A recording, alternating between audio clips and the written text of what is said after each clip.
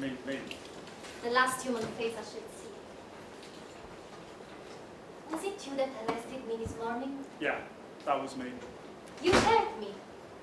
There was no need for you to hurt me. Did I act as I was trying to escape? Come on now, miss, it was my duty to bring you in. I did it. How old are you? 39. Have you got any children? Yes, 2. Do you love your children? What's that got to do with you?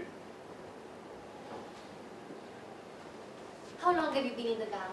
Since the war. I was in the army, sergeant, then I joined the Guard. Does one have to have been an army sergeant to get into the Guard? Supposed to be. Either that or in special detail. But when they make you a guard, you lose your stripes. I see. Yeah, of course. If you're a guard, everyone knows you're something special. They know you're an old NCO. Take pay, for instance. In the Guard, you get your pay, and on top of that, you get 6 months extra pay to make sure you don't lose out by not being a sergeant anymore. Of course, you do better than that. Get a house, coal, rations for the wife and kids. If you've got 2 kids like me, you draw better than a sergeant. I see. That's why sergeants now, they don't like us guards. Maybe you notice they're trying to make out they're better than us. Promotion, that's what it is. When you're in the army, anyone can get promoted. All you need is good conduct. But when you're a guard, it's slow. And you have to know your business, like how to make out a report like that. Or when you're an NCO in the Guard, you've got something even a sergeant major ain't got. For instance... Listen. Yes, miss. I'm going to die soon.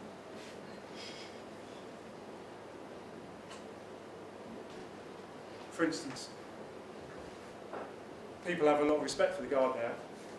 Guard may be a soldier, but he's sort of in the civil service too. Do you think it hurts to die? How should I know? Someone sticks the sabre in your guts. It turns it hurts. How are they going to put me to death? Well, I'll tell you. I heard the proclamation, right? Let me see, how did it go now? In order that our fair city shall not be polluted with her sinful blood, she shall be immured. That means they put you in a cave and they wall up the cave. Alive. Yes. Tomb. Or bridal bed. Alone. Yes. Outside the southeast gates of the town, in the cave of Hades, in broad daylight. Some detail, eh? For them, that's on the job. First they thought it was going to be a job for the army. Now it looks like it'll be the Guard. Now there's an outfit for you. Nothing the Guard can't do, no wonder the army's jealous. A pair of animals. What do you mean a pair of animals? When the winds blow cold, all they need to do is just press close against one another. I'm all alone. Is there anything you want, miss? I can send out for you, know? You're very kind.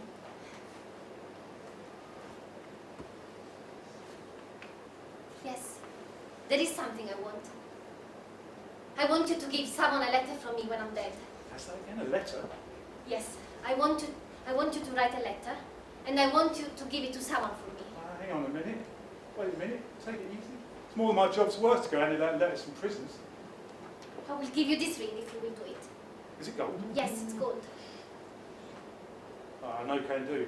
Suppose they go through my pockets. I might get 6 months for a thing like that. Tell you what. You tell me what you want to say, and I'll write it down in my notebook. Then afterwards, I'll tear out the pages and give them to the parties. If it's in my handwriting, it'll be all right. Oh no, in your handwriting, that would be awful. My poor darling, in your handwriting, no. No skill, fine knows. Of course. Keep the ring, but hurry up. Time is getting short. Where is your notebook? Ready? Right now. My darling. The boyfriend, My darling, I want you to die, and perhaps you will not love me anymore. Not love me anymore. Krian was right. It's terrible to die. It's terrible to die. And I even don't know what I'm dying for. I'm afraid. Hang on a minute, miss. How fast do you think I can write? Where are you? And I don't even know what I'm dying for. Oh, no. Scratch that out. Nobody must know that. It's as if they saw me naked and touched me after I was gone. No. Scratch that all out and just write, forgive me. Okay, everything you just said there at the end, and I write, forgive me. Yes, just write, forgive me, my darling. we would all be so happy, except for Antigone. I love you. I love you. Is that all? That's all. Very funny letter. I know. Who's it to?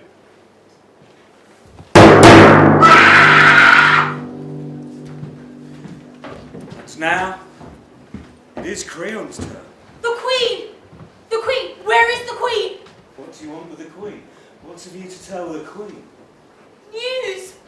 To break her heart! Antigone had just been thrust into the cave.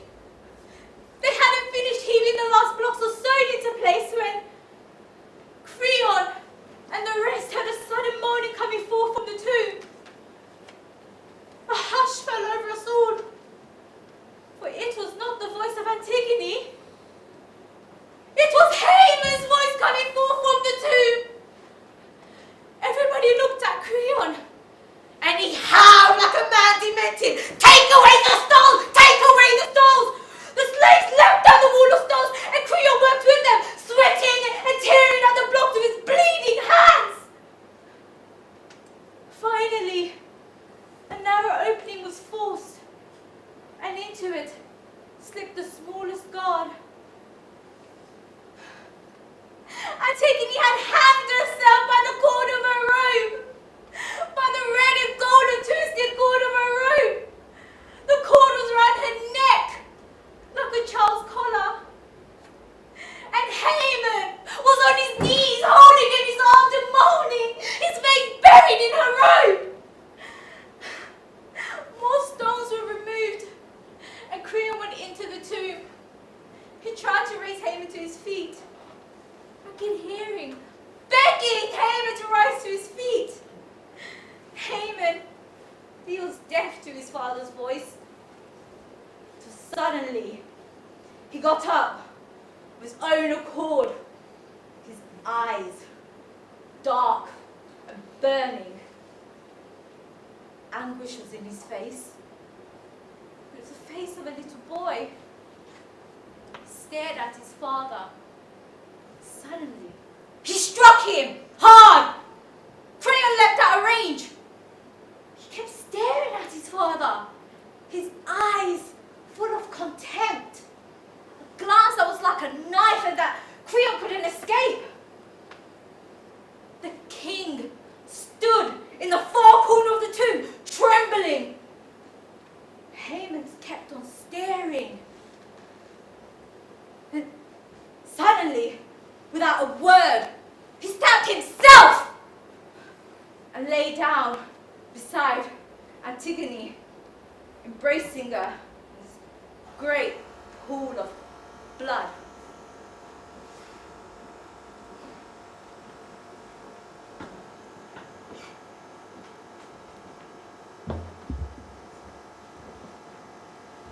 I've had them laid out side by side. Now together at last, and at peace.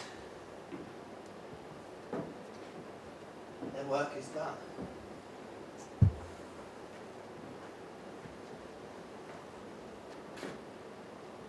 But not for you, Creon. You still have one thing left to learn. When the Queen heard of your son's death, she went up to her room and cut her throat. She's still there now, laid out in one of those twin beds. Exactly where you went to her one night when she was still a maiden. Her smile is still the same, a shade more melancholy. But if it were not for that red blot on the bed linen by her neck, one might almost think she was still asleep. She too. They are all asleep. It must be good to sleep. And now you are alone, Creon. Yes. All alone. Listen to me. They don't know it, but the truth is that there is work there to be done. And a man can't fold his arms and refuse to do it. They say it's dirty work, but if we didn't do it, Who would? I don't know, sir. Of course you don't. You'll be lucky if you never find out. In a hurry to grow up, aren't you? Yes, sir. I shouldn't be if I were you. Never grow up if you can help it. What time is it? 5 o'clock, sir. 5 o'clock. What have we at 5 o'clock? Cabinet meeting, sir. Cabinet meeting. Then we had better go along to it.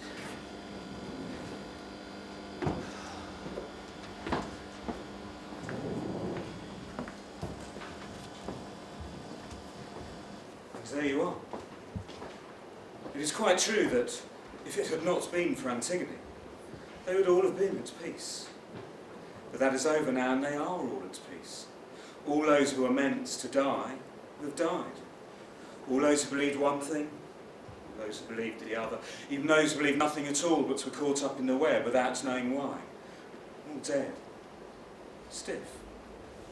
Useless. Rotting. Soon all those that have survived will quietly begin to forget the dead. They won't remember who was who, or what was what. They'll quietly begin going on with their own lives.